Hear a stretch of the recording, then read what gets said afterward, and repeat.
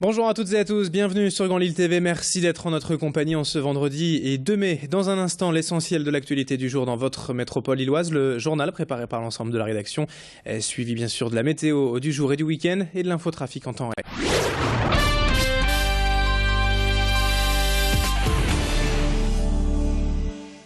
Et on démarre tout d'abord avec cette information à la une au chapitre fait divers. À Roubaix, le centre social des Trois Ponts a de nouveau été incendié hier soir vers 22h30.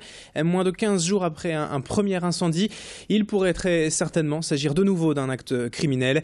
Une voiture bélier a en effet été lancée contre l'entrée du bâtiment. Et après l'incendie hier soir sur place, un important dispositif de police et une compagnie de CRS ont été appelés en renfort pour tenter de calmer les esprits. La tension étant très vive depuis plusieurs jours dans le quartier et des Trois Ponts. Plus d'informations à suivre dans nos prochaines éditions. L'actualité en images aujourd'hui est tout de même plus joyeusement le retour de la jeune Pauline Mahieu chez elle à Saint-André-les-Lilles. La nageuse de 15 ans, une des meilleures espoirs de la natation française, vient tout juste de participer pour la première fois de sa carrière au championnat de France à Chartres début avril. Et loin de ne faire que de la figuration, elle s'est brillamment qualifiée 2 fois en finale sur 100 et 200 mètres d'eau, ses spécialités, réussissant même au passage les temps minimum pour se qualifier pour les championnats d'Europe junior en juillet aux Pays-Bas et les Jeux olympiques de la jeunesse en août en Chine.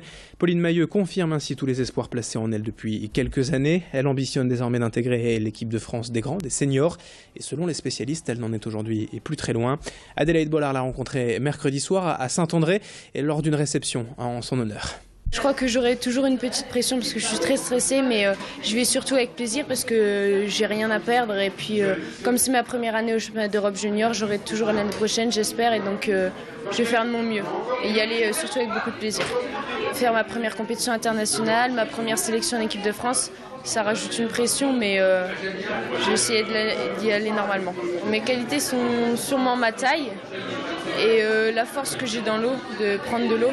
Et j'ai beaucoup de défauts, surtout la technique, mes coulées, virages, départ, plus les parties.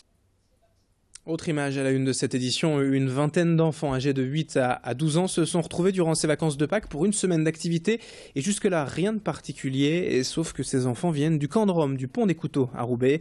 Un projet initié par 5 jeunes bénévoles en service civique à l'Université populaire et citoyenne et rendu possible par l'accueil de l'Église sans frontières de Waterloo. C'est très certainement une première en France, un centre aéré pour les enfants roms qui ont ainsi profité comme les autres de la chasse aux œufs, d'une sortie à la piscine ou de diverses activités comme ici une séance de maquillage et de dessin. Ce projet solidaire sera d'ailleurs peut-être reconduit durant les grandes vacances cet été.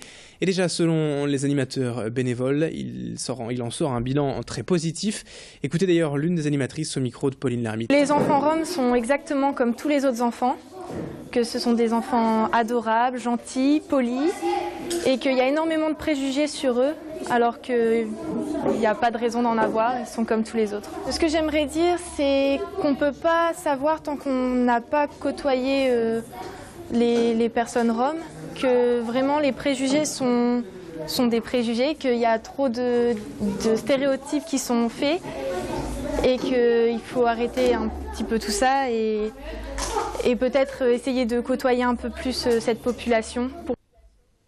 Dans le reste de cette édition également en images, focus sur la 10e édition cette année de la Nuit des musées dans 2 semaines, précisément le samedi 17 mai. 47 musées de la région participent à l'événement dont l'objectif est simplement d'attirer de nouveaux visiteurs, de démocratiser ces lieux parfois trop élitistes.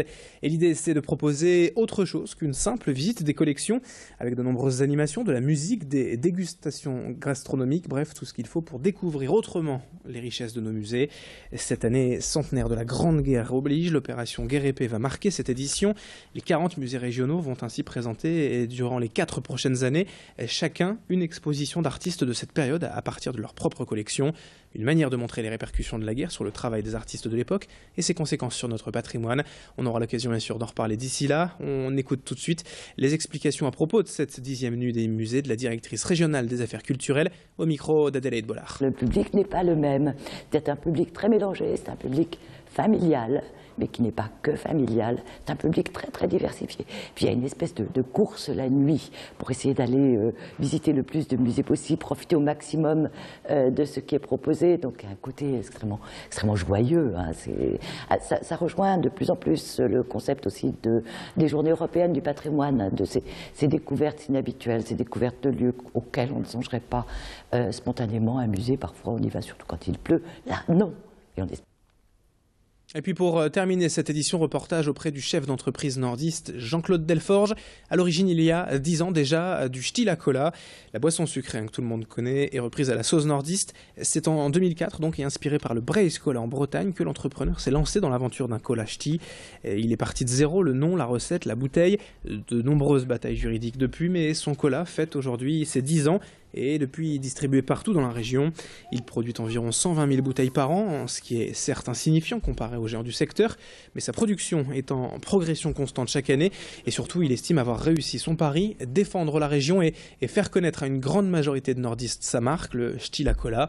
Tanguy Lécluse l'a rencontré lors d'une dégustation dans un grand magasin. Dès le départ, c'était une aventure où vous êtes pris par la passion et de dire bon voilà, on crée quelque chose de nouveau.